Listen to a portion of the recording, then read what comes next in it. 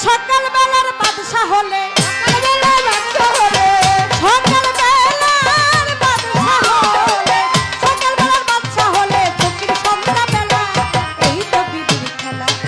এই তো বিধির খেলা রে মন এই তো বিধির খেলা এই তো বিধির খেলা রে মন এই তো বিধির খেলা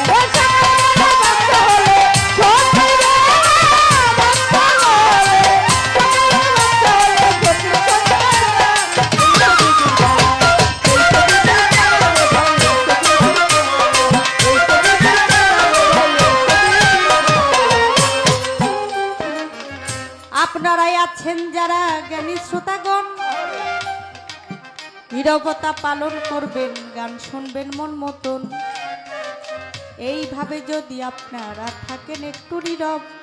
নীরব থাকলে মনের কথা বলা হবে সব আর যদি মাঝে মাঝে কথাবার্তা হয়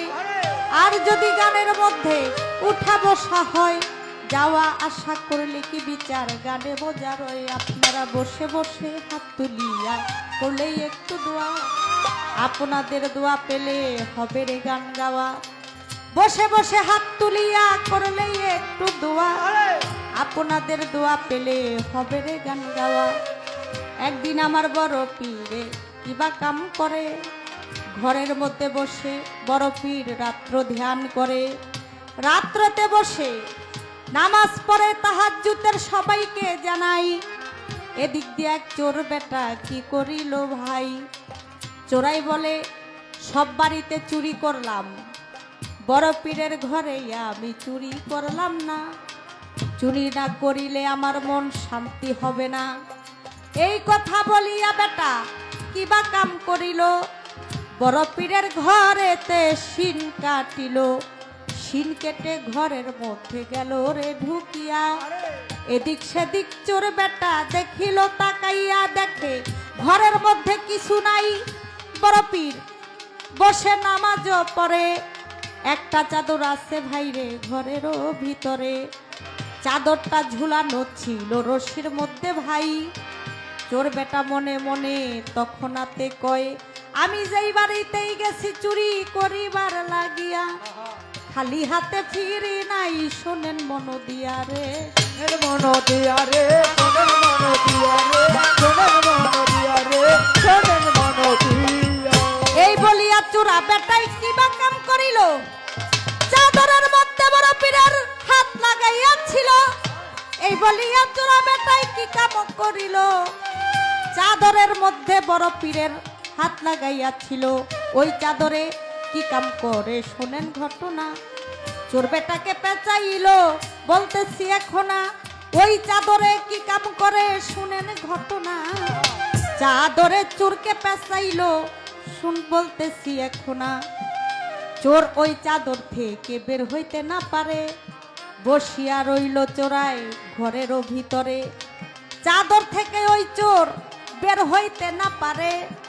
বসিয়া রইল চোরাই ঘরেরও ভিতরে বড় পীরের নামাজ যখন গেল শেষ হইয়া বড় পীরে দেখে ঘরে তাকাইয়া দেখে একটা চোর বসে আছে চাদর দিয়া গায়ে বড় পীরে জিজ্ঞাসা করে বলো নাই আমায় কি কারণে বসে আছো বলো নাই আমারে চোর বেঠাই তখন ভাইরে বলে বুদ্ধি করে বলে মুরিদ হইতেই আইসি আমি আপনার কাছে তাই মুরিদ করেন মুরিদ করেন মুরিদ করেন আমায় চোরে বলে আমি আপনার কাছে মুরিদ হইতে আসছি বড় পীর তো অন্তর্যামী সে তো সবকিছু বুঝতে পারে তো মুরিদ হইতে আসছো ভালো কথা তো চাদরের ভিতরে কি করো কয়েক ঠান্ডা লাগতেছে এর জন্য চাদরটা গায়ে দিয়া পড়ছি তো বড় পীর আব্দুল কাদের জিলানী রহমতুল্লাহ আলাইহে বলে তুমি আমার ঘরের পিছনে চলে যাও ঘরের পিছনে বসে আছে গিয়ে আর এদিক দিয়া খোয়াজ খিজির জিন্দা পীর আসছে আয়সা বলতেছে হে বড় পীর আব্দুল কাদের জিলানী চিস্তান নগরে একজন কুতুবের দরকার আমাকে একটা কুতুব দিতে হবে বড় পীর আব্দুল কাদের জিলানী বলে আমার ঘরের পিছে একজন আছে তারে নিয়ে যাও খোয়াজ খিজির জিন্দা পীর গিয়া দেখে একটা চোর আবার আয়সা বলে আপনার ঘরের পিছে একটা চোর বসে আছে এই চোররে নিয়ে আমি কি করব বড় পীর আব্দুল কাদের জিলানী বলে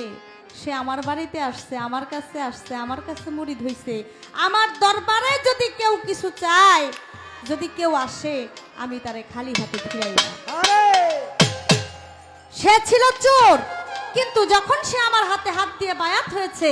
আমি তখন তার অজান্তেই আমি আল্লাহর আউলিয়া বানাই দিছি। সে আল্লাহর আউলিয়া হয়ে গেছে, এখন আর সে চোর নাই,